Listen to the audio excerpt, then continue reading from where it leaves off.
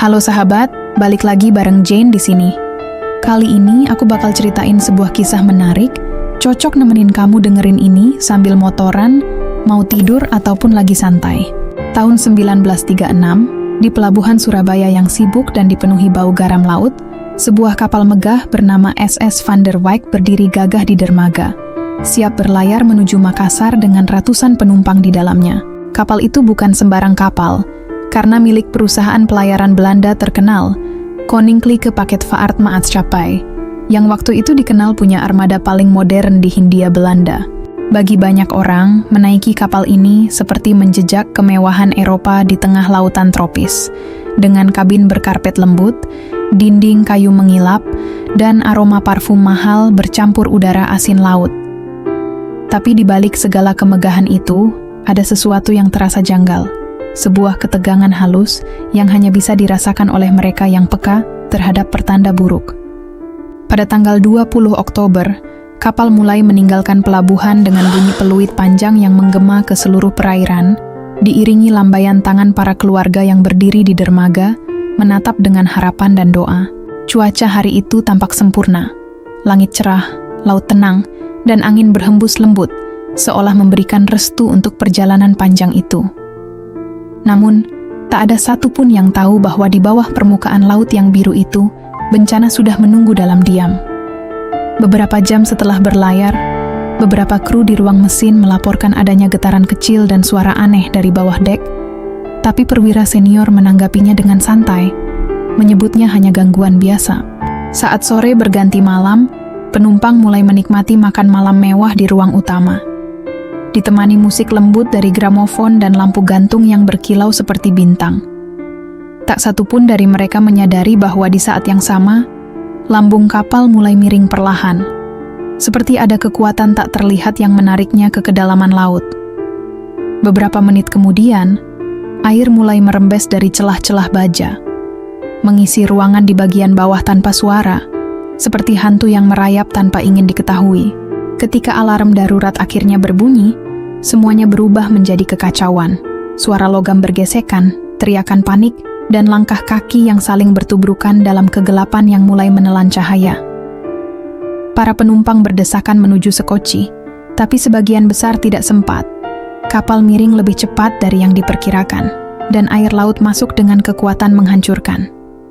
Dalam waktu singkat, kemegahan SS Van der Wijk berubah menjadi pemandangan memilukan.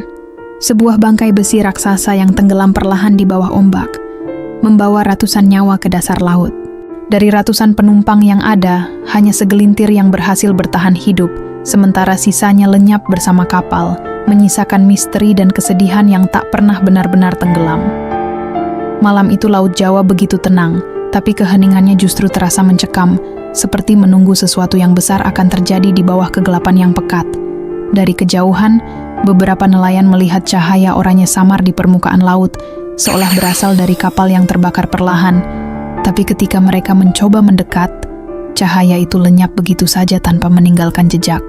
Esok paginya, ombak membawa pecahan kayu, koper, dan potongan pelampung ke tepi pantai Lamongan. Tanda pertama bahwa sesuatu yang mengerikan telah terjadi semalam. Kabar tenggelamnya SS Van der Wijk menyebar cepat seperti badai, dari pelabuhan ke kampung nelayan, dari radio Belanda hingga surat kabar yang menulisnya dengan huruf besar penuh duka. Ratusan keluarga menunggu di pelabuhan dengan wajah cemas, menatap ke arah laut yang tampak tenang, namun seolah menyembunyikan rahasia gelap di kedalamannya. Ketika tim penyelamat akhirnya menemukan beberapa korban yang selamat, tubuh mereka gemetar hebat, mata kosong, dan suara mereka bergetar saat bercerita tentang malam yang tak akan pernah mereka lupakan. Mereka mengatakan kapal itu tenggelam terlalu cepat, seakan ditarik oleh kekuatan raksasa yang tak bisa dijelaskan oleh logika manusia. Air masuk begitu cepat, kata salah satu penyintas. Kami bahkan tidak punya waktu untuk berdoa. Dari ratusan penumpang dan awak kapal, hanya 58 orang yang ditemukan hidup, sementara sisanya hilang begitu saja. Tidak ada tubuh, tidak ada tanda. Hingga hari ini, angka pasti korban tidak pernah diketahui secara resmi, karena daftar penumpang kapal itu kabarnya tidak lengkap dan sebagian hilang bersama arsipnya.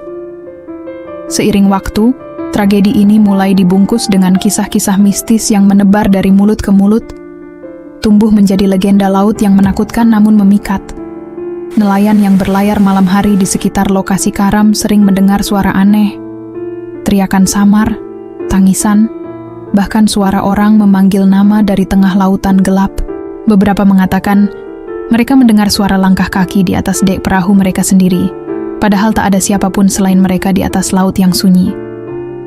Ada juga yang mengaku melihat sosok perempuan berpakaian putih berdiri di permukaan air, menatap ke arah pantai, lalu perlahan tenggelam ke dalam ombak tanpa meninggalkan riak sedikit pun. Kadang, di malam tertentu, laut di sekitar sana tampak bersinar lembut, seperti diterangi cahaya lentera yang menari di bawah air, seolah kapal yang karam itu masih berlayar di dunia lain. Warga menyebut fenomena itu sebagai cahaya arwah laut, pertanda bahwa para korban Van der Wijk masih belum benar-benar pergi. Di desa-desa pesisir Lamongan, para orang tua sering melarang anak-anak mereka bermain di pantai saat malam hari, karena percaya arwah pelaut bisa menyesatkan mereka. Ada cerita tentang seorang nelayan muda yang bersikeras melaut pada malam bulan purnama, dan tidak pernah kembali. Perahunya ditemukan mengambang kosong dengan jaring terurai dan lampu masih menyala. Orang-orang percaya, malam itu ia mengikuti suara dari laut yang memanggil namanya lembut seperti bisikan. Di sisi lain, beberapa keluarga korban mengaku kerap mendapat mimpi aneh. Mereka melihat laut luas, dan di kejauhan sebuah kapal perlahan tenggelam sambil terdengar lagu sayup-sayup dalam bahasa Belanda. Beberapa bahkan mendengar ketukan di jendela rumah mereka pada malam hari, tapi ketika dibuka, hanya ada angin dan aroma garam laut yang lembut menyelinap masuk. Di pesisir tempat jasad-jasad pertama ditemukan, penduduk sering mencium aroma melati yang kuat menjelang dini hari, meski tidak ada bunga di sekitar. Konon, itu pertanda arwah para korban sedang datang menziarahi tempat mereka terakhir kali menyentuh dunia ini. Tahun demi tahun berlalu, tapi misteri SS Van der Wijk tak pernah benar-benar sirna dari ingatan masyarakat pesisir Jawa. Beberapa penyelam profesional pernah mencoba menelusuri lokasi bangkai kapal, tapi setiap ekspedisi selalu diwarnai kejadian ganjil yang tak bisa dijelaskan secara ilmiah. Ada yang melaporkan alat komunikasi mereka rusak begitu masuk ke radius tertentu dari lokasi karam, sementara kamera bawah air menyala sendiri tanpa disentuh siapapun. Saat rekaman diputar ulang di darat, muncul suara samar seperti seseorang berbicara cepat dalam bahasa asing, diiringi bunyi detak dan desir air yang tidak ada sumbernya. Dalam satu rekaman, bahkan terdengar jelas suara teriakan lirih, seperti seseorang meminta pertolongan dari balik dinding baja. Beberapa penyelam menggambarkan suasana di sekitar bangkai kapal itu sebagai terlalu sunyi untuk ukuran laut, seolah seluruh suara dunia tertahan di sana. Ada yang mengatakan mereka merasa seperti diawasi, meski tidak ada satupun makhluk hidup di sekitar. Sonar kapal pencari kadang menunjukkan bayangan tambahan, seolah ada kapal lain yang bergerak di dekat mereka. Tapi ketika diperiksa, lautnya kosong dan tenang. Beberapa kali, sinyal radio mereka menerima transmisi aneh berupa bunyi peluit panjang, mirip bunyi kapal tua yang sedang berlayar di kabut. Tapi tidak ada kapal lain dalam radius berpuluh kilometer, seolah suara itu datang dari masa lalu yang menolak padam. Dari sinilah muncul keyakinan bahwa Van der Wijk bukan sekadar kapal yang tenggelam, tapi juga roh besar yang masih berlayar di antara dunia hidup dan mati. Dalam budaya maritim Jawa dan Madura, laut dianggap memiliki penjaga tak kasat mata yang harus dihormati sebelum berlayar. Diceritakan bahwa pada hari keberangkatan, salah satu awak kapal sempat mengejek ritual pelarungan yang dilakukan oleh pekerja pelabuhan. Ia menertawakan persembahan bunga dan nasi yang dilempar ke laut, menyebutnya takhayul kuno, yang tidak masuk akal bagi orang modern. Seorang nelayan tua yang melihat kejadian itu hanya berkata pelan, "Laut punya cara sendiri untuk menegur orang yang sombong." Beberapa jam setelah kapal berangkat, angin di pelabuhan tiba-tiba berubah arah, dan ombak berputar ke sisi yang tak biasa. Pertanda buruk, kata para pelaut lama. Namun tentu, tak seorang pun menyangka bahwa pertanda itu akan berujung pada tragedi sebesar tenggelamnya kapal megah itu. Hingga kini, sebagian masyarakat pesisir masih mempercayai bahwa roh kapal tersebut muncul setiap tahun pada tanggal tenggelamnya, menampakkan diri sebagai kapal besar yang melintas di cakrawala, lalu perlahan menghilang. Banyak saksi mata, termasuk nelayan modern dengan GPS, bersumpah pernah melihatnya. Bayangan kapal tua dengan cerobong asap tipis yang melaju senyap di antara kabut malam. Ketika mereka mencoba mendekat, kapal itu seolah larut ke udara, meninggalkan laut yang mendadak hening dan dingin. Sebagian orang yang melihat kejadian itu melaporkan mengalami mimpi buruk berhari-hari setelahnya. Mereka bermimpi terjebak di dalam kabin yang terisi air perlahan, sambil mendengar teriakan samar dari kejauhan. Di beberapa daerah pesisir, masyarakat melakukan ritual kecil setiap bulan Oktober untuk menenangkan arwah laut, menyalakan dupa dan melemparkan bunga ke ombak. Ritual itu dipercaya bisa mencegah nelayan tersesat atau ditarik ke dasar laut oleh roh yang belum tenang. Beberapa peneliti sejarah mencoba mengungkap kebenaran tragedi ini secara ilmiah, tapi banyak dokumen yang hilang atau disembunyikan setelah era kolonial berakhir. Arsip Belanda hanya menyebut kerusakan struktural mendadak sebagai penyebab resmi, tapi para ahli kapal modern berpendapat bahwa kecepatan tenggelamnya terlalu tidak masuk akal. Ada dugaan kuat bahwa kapal mengalami ledakan di ruang mesin, namun tidak ditemukan bukti panas atau pembakaran di reruntuhan kapal.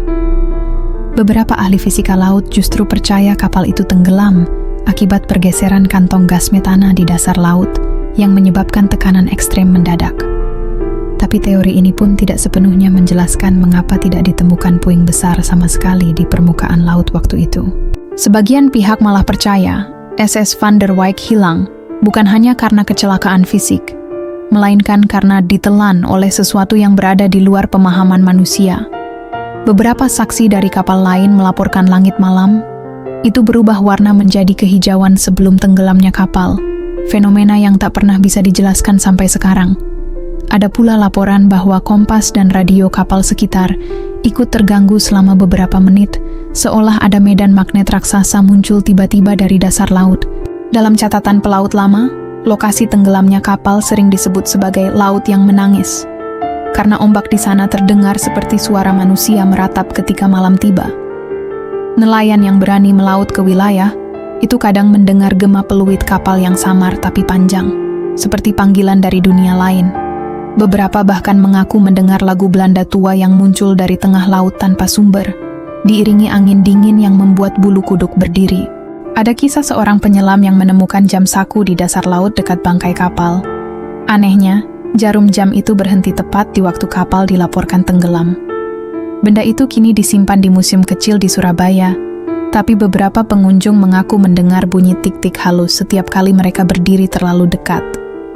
Seolah jam itu masih berdetak di dimensi lain, mengingatkan manusia pada waktu yang berhenti untuk selamanya di dasar laut itu. Dalam kesunyian Laut Jawa, nama Van der Wijk kini lebih dari sekadar kisah kapal karam. Ia telah menjadi legenda tentang kesombongan, kehilangan, dan arwah yang tak kunjung tenang. Laut di mana kapal itu tenggelam kini terlihat biasa saja di siang hari. Tapi saat malam turun, ombaknya memantulkan cahaya bulan dengan cara yang ganjil. Kadang tampak seperti kilau dari jendela kapal di kejauhan. Bagi para pelaut tua, itu bukan pantulan, melainkan kapal roh yang masih berlayar mencari dermaga yang tak akan pernah ia temukan lagi. Mereka percaya setiap kali peluit panjang terdengar di tengah malam tanpa kapal yang terlihat, itu adalah Van der Wijk yang lewat, membawa penumpangnya dalam pelayaran abadi. Beberapa mengatakan, jika kamu berdiri di tepi pantai Lamongan pada malam tertentu dan menatap laut cukup lama, kamu bisa melihat bayangan kapal besar itu muncul perlahan dari kabut sebelum kembali ditelan ombak.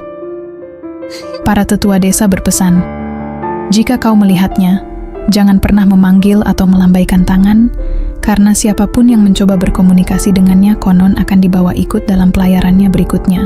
Laut, kata mereka, punya ingatan yang tidak bisa dihapus, dan setiap tragedi yang terjadi di atasnya akan terus berulang dalam bentuk lain. Van der Wijk menjadi simbol dari luka yang tidak sembuh, kisah kehilangan yang terus menggaung di bawah riak air yang tenang. Setiap kali nama kapal itu disebut, udara di sekitar seolah menjadi lebih dingin, seakan arwah para penumpangnya masih mendengarkan dengan diam. Hingga hari ini, Tak ada satu pun teori yang bisa menjelaskan secara pasti bagaimana kapal sebesar itu bisa tenggelam secepat itu tanpa meninggalkan puing berarti. Sejarawan mungkin menyebutnya kecelakaan. Ilmuwan menyebutnya anomali. Tapi bagi masyarakat pesisir, itu adalah kutukan laut yang marah. Karena bagi mereka, laut bukan sekadar air asin yang luas, laut adalah makhluk hidup, saksi dari kesombongan manusia, dan penjaga bagi jiwa-jiwa yang hilang. Dan setiap kali gelombang memukul pantai Lamongan dengan keras, orang-orang di sana percaya itu bukan sekadar ombak, melainkan suara kapal tua yang masih berjuang untuk kembali ke permukaan. Van der Wijk mungkin telah tenggelam hampir 1 abad lalu, tapi kisahnya masih mengapung di antara angin dan ombak, menolak dilupakan oleh waktu. Karena beberapa kapal tenggelam hanya sekali, tapi yang satu ini terus berlayar di antara dunia, membawa misteri yang tak akan pernah benar-benar karam.